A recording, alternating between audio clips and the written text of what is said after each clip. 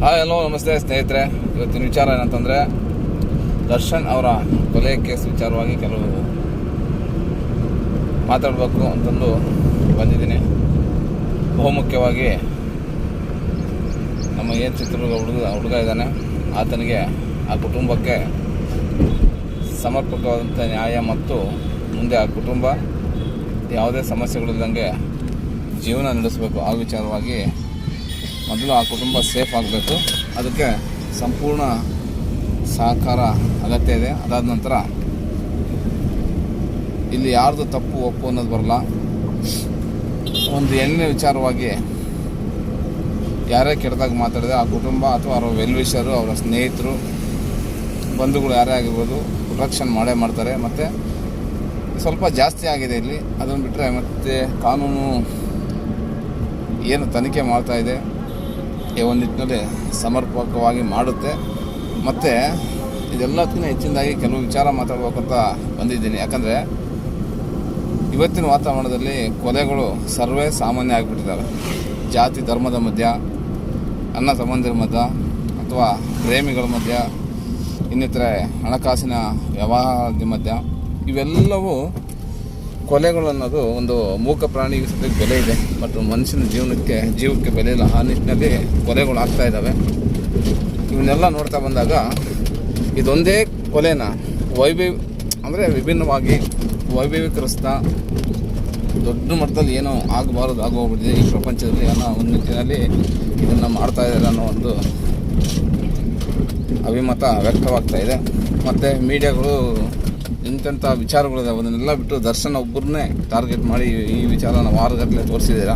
ಯಾಕಂದರೆ ಇವತ್ತು ನೋಡಿ, ಇದೊಂದು ಭಾಳ ಮುಖ್ಯ ವಿಚಾರ ಅಂತಿದೆ. ಇದನ್ನು ಹೇಳ್ತಾ ಇದ್ದೀನಿ.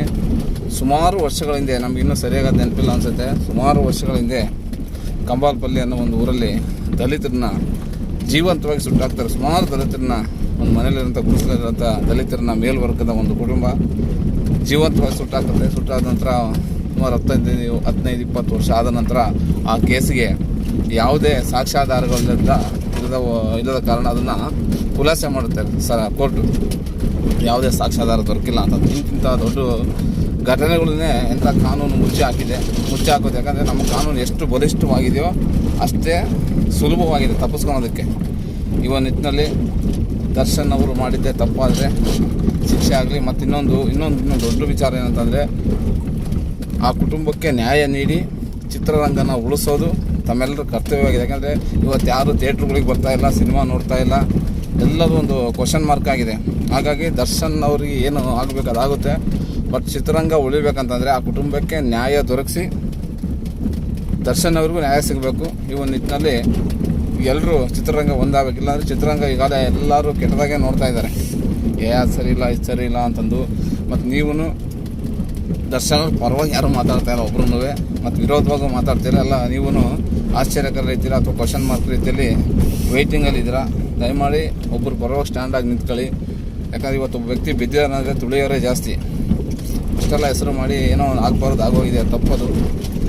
ಆತನ ಅದೇ ದರ್ಶನ್ ಅವರ ವಿಚಾರವಾಗಿ ಸ್ವಲ್ಪನಾದರೂ ಕರುಣೆ ಇರಬೇಕು. ಮತ್ತು ಆ ಕುಟುಂಬದ ವಿಚಾರವಾಗೂ ಎಲ್ಲರಿಗೂ ಬೆಂಬಲ ಮತ್ತು ಕರುಣೆ, ಹಣಕಾಸಿನ ಸಹಾಯ ಎಲ್ಲ ಇರಬೇಕಾಗಿ ನಾನು ಮನವಿ ಮಾಡ್ತಾ, ಚಿತ್ರರಂಗ ಇನ್ನು ಕೆಲವೇ ವರ್ಷಗಳಲ್ಲಿ ನಶಿಸಿ ಹೋಗೋದಂತೂ ಖಂಡಿತ. ಅದಾಗಬಾರ್ದಂದರೆ ಈ ಕೇಸನ್ನು ಏನಾದರೂ ಮಾಡಿ ಎಲ್ಲರೂ ಒಮ್ಮತದಿಂದ ಕೂತು ಆ ಕುಟುಂಬಕ್ಕೆ ಮತ್ತು ದರ್ಶನ್ ಅವ್ರಿಗಿಬ್ಬರಿಗೂ ಏನಾದರೂ ಒಂದು ಸುಲಲಿತವಾದಂಥ ಮಾರ್ಗನ ತಾವೆಲ್ಲರೂ ಕರುಣಿಸಬೇಕು. ಚಿತ್ರರಂಗ ಮತ್ತು ದೊಡ್ಡ ರಾಜಕಾರಣಿಗಳಿದ್ದೀರ, ಎಲ್ಲ ಇದ್ದೀರ, ಏನಾದರೂ ಮಾಡಿ ಈ ಕೇಸನ್ನು ಕಾನೂನಾತ್ಮಕವಾಗಿ ಮತ್ತು ಕಾನೂನು ಬಿಟ್ಟು ಮಾಡೋಂಥ ತಾಕತ್ತುಗಳಿದ್ದಾವೆ. ಯಾಕಂದರೆ ಎಷ್ಟೋ ರಾಜ್ಯ ಪಂಚಾಯತಿಗಳು ಆಗಿದ್ದಾವೆ. ಆ ಒಂದು ನಿಟ್ಟಿನಲ್ಲಿ ಇದನ್ನು ಬಗೆಹರಿಸ್ಬೋದು. ಇದನ್ನು ಮಾಡಿ ಚಿತ್ರರಂಗನ ಉಳಿಸಿ ಕನ್ನಡ ನಾಡಿನ ಜನತೆಗೆ ಇನ್ನೂ ಚಿತ್ರರಂಗದ ಕೊಡುಗೆಗಳು ಮತ್ತು ಒಳ್ಳೊಳ್ಳೆ ಚಿತ್ರಗಳು ಬರಬೇಕು. ಜನ ಅದನ್ನೆಲ್ಲ, ಆ ಪ್ರೇಕ್ಷಕರನ್ನೆಲ್ಲ ಸವಿಬೇಕು ಆ ಚಿತ್ರನ. ಇದೆಲ್ಲ ಉಳಿಬೇಕಂತಂದರೆ ಈ ಕೇಸಿಗೆ ಏನಾದರೂ ಒಂದು ಇತ್ಯರ್ಥ ಮಾಡಲೇಬೇಕಾಗಿ ತಮ್ಮಲ್ಲಿ ಮನವಿ ಮಾಡ್ತಾ, ಆ ಕುಟುಂಬಕ್ಕೆ ಕಡಿಮೆ ಅಂದರೆ ಒಂದು 3 ಕೋಟಿ ರೂಪಾಯಿನ ಎಲ್ಲರೂ, ಚಿತ್ರರಂಗ ಆಗಿರ್ಬೋದು, ಇನ್ನೊಂದಾಗಿರ್ಬೋದು, ಅಥವಾ ದರ್ಶನ್ ಕಡೆದಾಗಿರ್ಬೋದು, ಯಾರ ಕಡೆದಾಗುತ್ತೋ ಗೊತ್ತಿಲ್ಲ, ಒಂದು 3 ಕೋಟಿ ರೂಪಾಯಿನ ಆ ಕುಟುಂಬಕ್ಕೆ, ಚಿತ್ರದುರ್ಗದ ಏನು ಸತ್ಯ ರೇಣುಕಾಸ್ವಾಮಿ ಆ ಕುಟುಂಬಕ್ಕೆ ತಾವು ತಲುಪಿಸಿ ಈ ಕೇಸನ್ನು ಏನಾದರೂ ಮಾಡಿ ಇತ್ಯರ್ಥ ಮಾಡ್ಕೋಬೇಕು ತಮ್ಮಲ್ಲಿ ಮನವಿ ಮಾಡ್ತಾ ಇದ್ದೀನಿ. ಜೈ ಹಿಂದ್, ಜೈ ಕರ್ನಾಟಕ ಮಾತೆ.